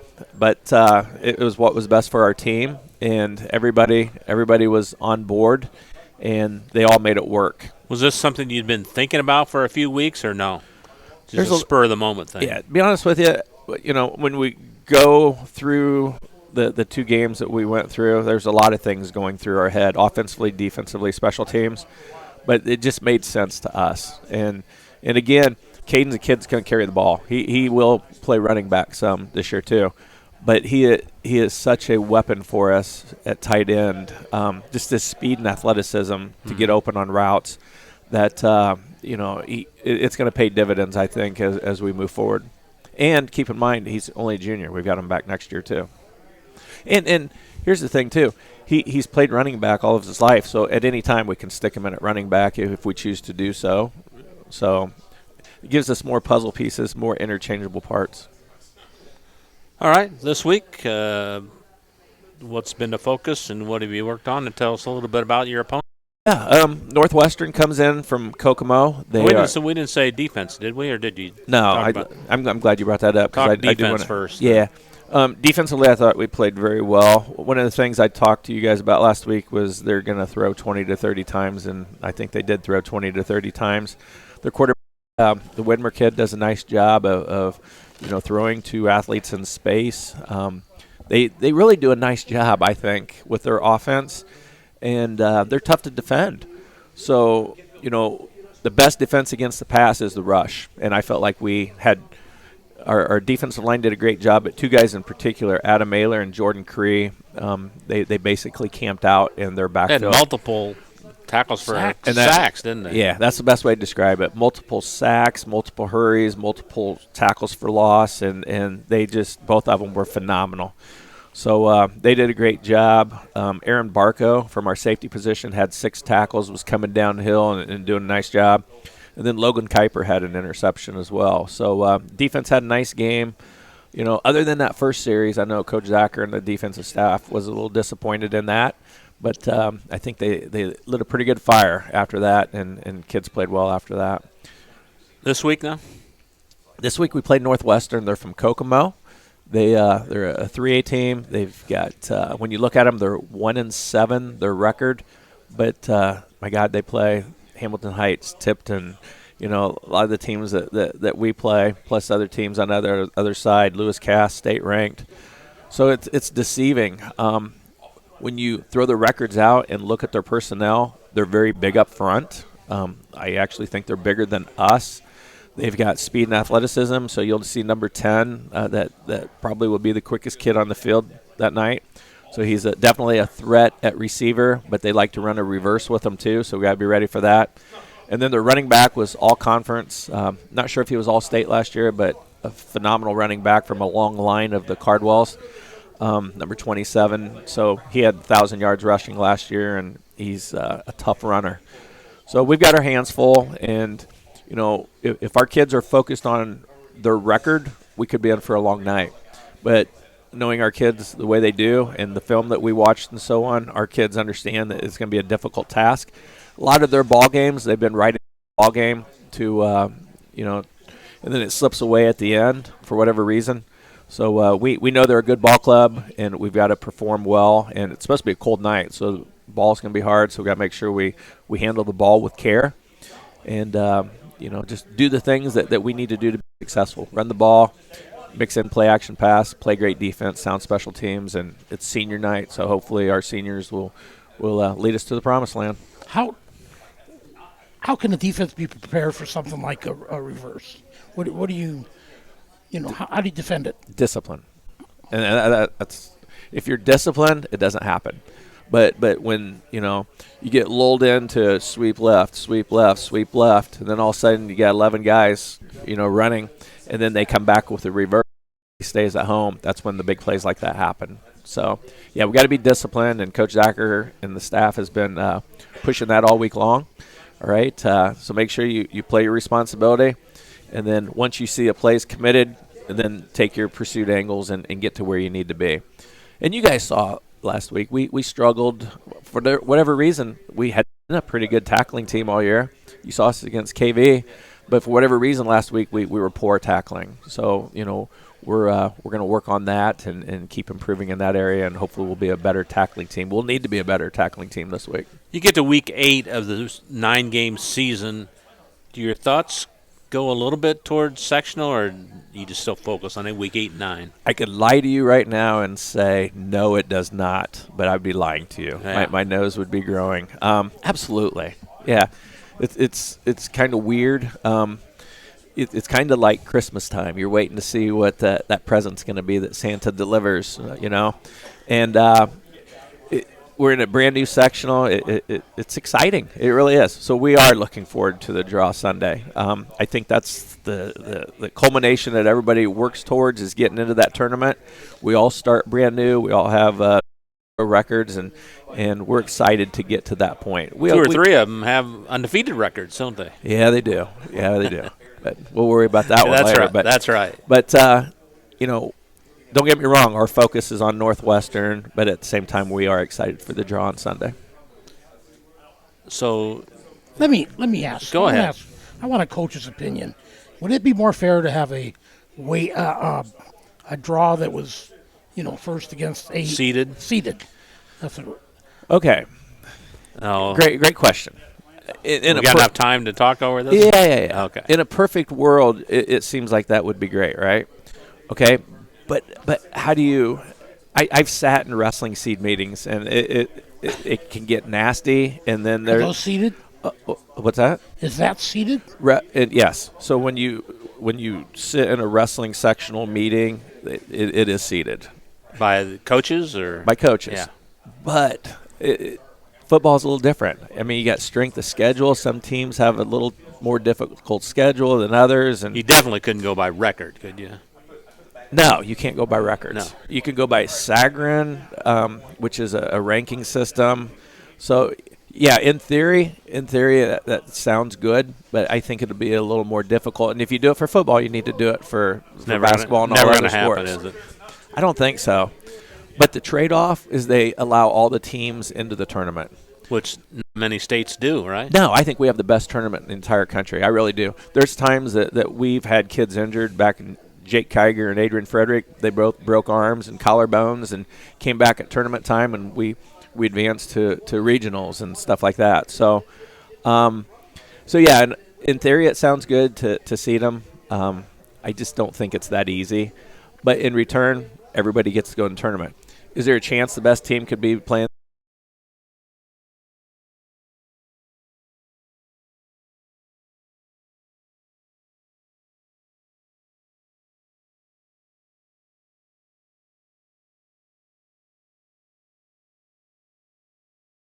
Right. We are in an 8-team sectional. Yep. Okay. Yep. And the draw Sunday, so 4 o'clock. 4 o'clock. You'll be tuned in. Well, yeah, we'll be tuned in. Tune. We have a tradition. Our coaches like to eat. Okay, so we have a big carry-in, and we have a huge advantage because we have a Radkey, which Radkeys are huge at doing food and all that stuff. Of course. So we'll have a big carry-in, and we'll watch the draw, and once the draw is made, we'll start working on collecting film and all that, and so it's a fun time. It is. We look forward to it. All right. Hey, how many seniors you got? You said senior night. Do you know off your hand? I think I think we're at 7 right now. 7. Okay. And we have 3 senior managers. 3 senior managers. Yeah. Okay. Yep. Can't forget about them. That's for sure. Yep. Younger Bombers, before I let you go, how we doing? Our middle school had a nice night last night at Lewis Cass. A little bit of a drive. Lewis Cass, yeah. Yep. So 8th grade won very convincingly, and our 7th grade, which composes most of the 6th graders, they had a tie, but coaches said they played very well. Our JV did not get to play against Benton Central, but picked up a game down at Seeger and won. I think it was like 40 to 20 or something like that. So they played very well. And then flag football games are going very well. We played under the lights, which is the one time we do that. So they had some great games with that. So we're very pleased with that. And you had a lot of kids at the Friday's game. We did. We took all of our summer campers plus the back and black kids. So we had right around 200 kids that came to all those camps. And then we bring them all in and have them come out for pregame. And it's kind of a neat thing, run under the tunnel and all that. Just to give them a little introduction. Lined up and players give them a little high five. And you know what? It's fun for those little kids, but I think it's even more fun for our older players. It's just we take ownership of the program, and our older kids were young kids like that too, so they know what it means to young kids, and it's a cool thing. Chris, I'll let you go. Thanks for coming in. Good luck Friday, and we'll talk to you next week. All right. All right. Hey, thanks, guys. Thanks, Coach. Chris Meeks from the Rensselaer Central Bombers back with more of the Coach's Cage right after this. Hi, this is Chuck Clark with the Underwood Insurance Agency, formerly Preferred Insurance Group. Are you tired of being sacked every month with your auto insurance bill? Do you feel you just pay your premium to your agent and never hear from them? We at the Underwood Insurance Agency work with over 10 insurance carriers to get you our best rate and coverage we can, and we pride ourselves on serving our customers like they are our family. We are conveniently located in Remington and Lafayette. We can be reached at underwoodagency.com. Reach out to us to score big savings. Meet you at Arnie's, Rensselaer's go-to pizza and so much more. Pizza, sandwiches, burgers are here. Don't forget about dessert. Wings, cheese sticks, garlic bread too. Arnie's pizza menu has something for everyone. Dine in or carry out in the best pizza in town. Located across from St. Joseph's College in Rensselaer. Call 219-866-9999 and meet you at Arnie's. Pulver Psychological Services offers psychological counseling, consultation, and assessment. Locally owned and operated, Pulver Psych focuses on solutions for the community and serves as support for individuals, families, and organizations. Whether you're in need of personal, family, or success counseling, Pulver Psychological Services can help you reach your life goals. Increase work satisfaction, have better relationship compatibility, improve sports performance. Get in touch with Pulver Psychological Services by visiting pulverpsych.com.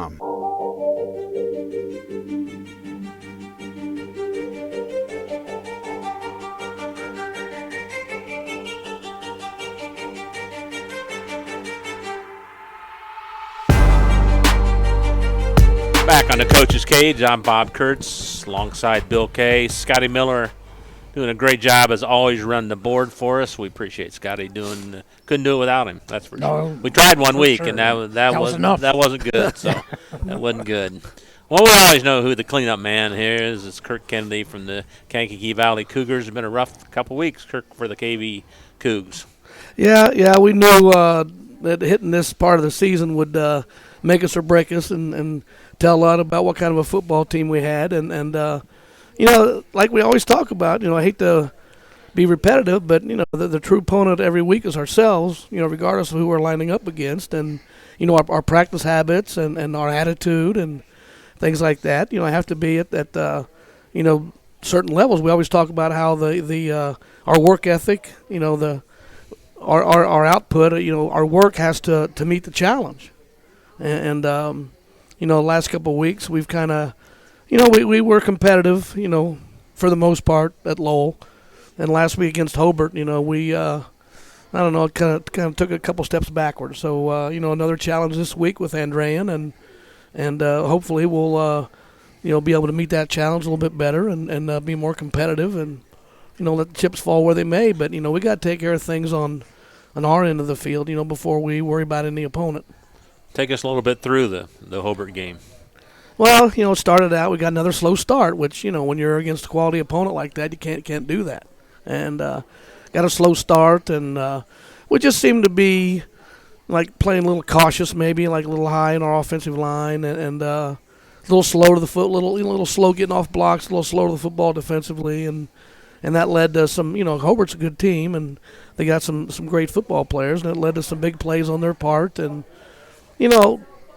even that, when your defense is struggling, you still, offensively, you can possess the football and sustain some drives and just nothing else. Keep the ball away from your opponent and play defense with your offense. And, we weren't able to do that either. So, just things snowballed on us. And I think Craig Osika, over there in Hobart, the head coach, he's class act. He's got a great coach, got a great staff, and a great program. And I think he, once the issue was decided, I think he pulled off a little bit, which is, we appreciate that. But, we need to learn lessons in these games and come back better as a result. And if we don't do that, then it's just wasted. You think the kids did? Did they, leave the field? You think they? Well, I hopefully, and I guess you understand this. This is coach speak. Hopefully, they were disappointed. I mean, you don't ever want your kids to be disappointed, but you know what I'm saying as far as all the work they put in and our effort heading into the game last Friday. It wasn't anywhere near what we needed it to be, and we realized that. And for that point, that's what I'm making. I hope that they were disappointed in that. And again, learn from it. And we've had a good week of practice this week. We've had a spirited week of practice. Tuesday, which is normally the worst of the practices, just because you're ironing out a lot of you're kind of you're coming off your meetings and everything, and Tuesday's your first day back on the field, and it can be a little rough, figuring a few things out. And then Wednesday typically is a lot better because of the mistakes that are made on Tuesday, and then obviously Thursday you're polishing and putting the hay in the barn for Friday, but Tuesday this week was pretty good, and today was a little bit better. So we're looking for like we talked about, every day's got to be better heading into Friday, and we just need to take the field with proper attitude, proper mindset, and give a great effort and let the chips fall where they may. But we're looking for some toughness. We're looking for some attitude. We're looking for some competitiveness, and if we get that out of our team, I'm not going to accept a loss or say it's okay to not win, but sometimes when you're in certain situations in the development of your program, the scoreboard really is irrelevant. You look at the effort on the field and what you're able to execute, and you look for progress, and you look for the little things. Anything positive you can see to motivate the kids and promote growth. And a belief. Those are the positives, and if you do that, then you're going to get better, and then eventually you start winning games like that. Friday night in a game you can watch right here on 3KG, thekage.com. And we'll be up at Kankakee Valley as the Cougars entertain, second-ranked Andrean. Doesn't get any easier, does it? No, but that's okay. I mean, that's all external factors that we can't control. The only thing we can do is take the field and be the best team that we can be. And if we're doing that, and like I said, if we're competing at levels that we're capable of competing at, then nothing else really matters. Give us a scouting report on Andrean. Well, they're obviously very skilled. They got a solid line, a good sized line that executes well. They got a lot of good skill. They got the running back that's going to Notre Dame, and got some good receivers. And offensively, they like to throw the ball. They can and will run it, but they like to throw the ball, and they're very good at it. Defensively, they fly around, and they play very good defense, and their kicking game is solid. They're every bit that number 2 ranking in the state. So it's going to be a big challenge for us. But obviously, if we ever want to be anything as a program, we have to learn how to line up and win games like this. So what do you got to try to do? Just take care of the ball and run the ball again? Well, you take a look at talent, and our kids are talented. Our kids are capable. But, you try to stay within yourself and within what you can do well. And, if we can run the ball on them, throw the ball, whatever we can do. But we're going to be looking for combinations, looking for answers, and try to accentuate the positive. But we're going to have to play more physical in the offensive line and just execute better offensively, give ourselves a chance, and do what we're capable of doing. As simple as that sounds, that's what we're going. We didn't do that last week. And defensively, we're going to have to get off blocks and fly to the football and tackle. Be gap sound, have some integrity up front, and if Andrean's going to beat us, make him beat us rather than just kind of, you either make it happen or let it happen. Making it happen, things tend to fall in your favor, but if you let it happen, you don't have much of a chance. You're beat before you even get out there, right? Sure. Yeah. Is it easy as a coach to take the pulse of your team heading into a game like this, whether they're ready or not? I think so. You kind of see the tension, in the pregame locker room, what the attitude is in there, how the kids are conducting themselves, the body language. You can kind of tell if it's genuine or, you can take a look around a pregame locker room pretty quick and see where the kids are at as far as if they're ready or not, that's so important. I don't know of any pregame speech really from a coach that's ever won or lost a football game, but you can usually take a quick look around the locker room and just kind of tell, if the kids are, if they're mentally there, because physically being there and mentally being there sometimes two very different things. Sure. And that's where we need to be. Just believe in ourselves, believe in the plan, and go out, turn it loose, and get after it. Are you a coach that gives a fiery pregame speech? There's been times where I have, and there's been times where I haven't. Sometimes I'm like a fire and brimstone Southern Baptist preacher, and sometimes I'm a psychiatrist. It all depends on what's going on and what I think the team needs. But yeah, I mean, I like enthusiasm. I like motivation. I like to get excited about things. But sometimes that's not what the situation demands. Sometimes you just have to be like I said, like a psychologist. Has that changed in all the years you've coached the way you coach kids? I think it has. As I've gotten older, certainly my perspective on things has changed a little bit, and maybe my energy levels have dropped a little bit, and having different perspective on things. But I think overall I'm the same person. For the most part, it's just like I said, maybe a little bit less energy, maybe a little bit less crazy, but a little bit more maybe refined. Anything else there? Younger Cougs, then. You got to give us an update on the younger Cougs. How are they doing? We kind of took it on the chin JV-wise. So varsity, I'm talking about the Hobart week, which has been last week. Mm-hmm. Varsity, we got beat. JV got beat Saturday morning. I think it was 20-0. But the freshmen had a big win Thursday night before our varsity game Friday. So we went 1-2, against Hobart. And the freshmen play a pretty good schedule, don't they? Oh, yeah, freshmen are still they tied Maryville, I think, the first game of the year. But other than that, they're undefeated.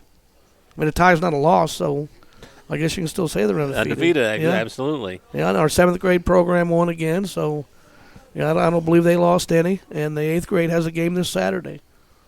So the program's heading in the right direction. I think so. I think so. We just, like I said, gotta continue to work hard in the off season and get our minds and bodies right, and get out there and just give it our best. That it's a cultural thing, that I'm sure we'll develop as we go on. But our focus right now is what's right in front of us, and as it always will be, and that's Andrean and finishing this year strong. Can't wait to get up there Friday night, and hope a lot of people come out to the game and then watch the game, both. So see you then, okay? All right. Hey, always good to be here. All right. Thanks, Coach. Kirk Thank Kennedy you. from the Kankakee Valley Cougars back to wrap things up on the Coach's Cage program on 3kgthecage.com. In agriculture, preparation is important. Dedication is you deciding what to plant and then asking what it will take for a good crop. How much work will it take to produce the final crop? In sports, preparation is vital in becoming the best you can be. Dedication is a will of achievements for a winning desire. Corbett Farms encourages everyone to do their best by having a winning spirit, attitude, and achievement. Your positivity will make a difference. Corbett Farms is proud to sponsor high school sports. Indiana Farm Bureau insurance agent Joe Goodman has been serving the Jasper County and surrounding area since 2009. Being involved in the area, Joe Goodman has kept his interest in making sure he provides the best insurance for his clients. Whether you need life, car, home, business, farm and crops, or even renter's insurance, Agent Joe Goodman will keep searching for the best policy for your valued investments. Call Indiana Farm Bureau Insurance Agent Joe Goodman at 219-866-4694 or stop in at 2570 North McKinley Avenue in Rensselaer. After a hard day's work or play, it's time for some relaxation, and there's no better place than Unwind on Front Street in Rensselaer. For massage therapy, facials, spray tanning, yoga classes, and wellness, stop by Unwind. They also offer student-athletes 30-minute massages for $25. Alina would like to thank Unwind's loyal customers for their patronage since 2016. To make an appointment, call Unwind at 219-869-0290. High-quality personalized dental service is what they do at Hillcrest Dental. For over 40 years, generations have relied on Hillcrest Dental for beautiful, healthy smiles. Dr. John Ayler and Dr. Jack Drone look forward to seeing you for your next dental visit. For information or to set your appointment, call 219-866-7117. That's 219-866-7117. Or visit hillcrestdental.net. Hillcrest Dental is a proud sponsor of all high school athletics. Pulver Psychological Services offers psychological counseling, consultation, and assessment. Locally owned and operated, Pulver Psych focuses on solutions for the community and serves as support for individuals, families, and organizations. Whether you're in need of personal, family, or success counseling, Pulver Psychological Services can help you reach your life goals. Increase work satisfaction, have better relationship compatibility, improve sports performance. Get in touch with Pulver Psychological Services by visiting pulverpsych.com. Working with our customers has been Kentland Bank's trademark for 87 years. We're dedicated to making your visit a lasting one, and helping you achieve your goals is our #1 priority. With 5 locations, Kentland Bank offers all loans needed for today's businesses and families, including car loans, mortgages, agriculture, and commercial loans. We're here to make your busy life less hectic by offering online and mobile banking, bill pay, and P2P payments. Member FDIC and equal housing lender.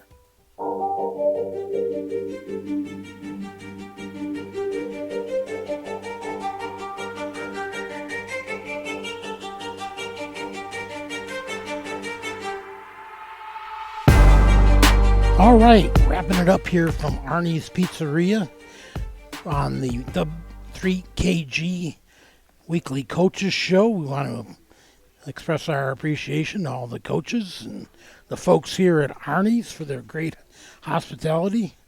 And join us, please, every week right here. You can come on out. It's a great atmosphere. Had a good crowd out here tonight. Arnie's, some of the best pizza around. Can't beat it. And their salads, too. Boy, Arnie's Jr., man. Can't go wrong with that. So we want to thank everybody and join us on Friday night from Kankakee Valley, where the Cougs will host Andrean in that annual battle. And we look forward to that one. Should be about a 6:45 pregame. Until then, for my partners, Bob Kurtz and Scotty Miller, this is Bill Kay saying good night, everybody.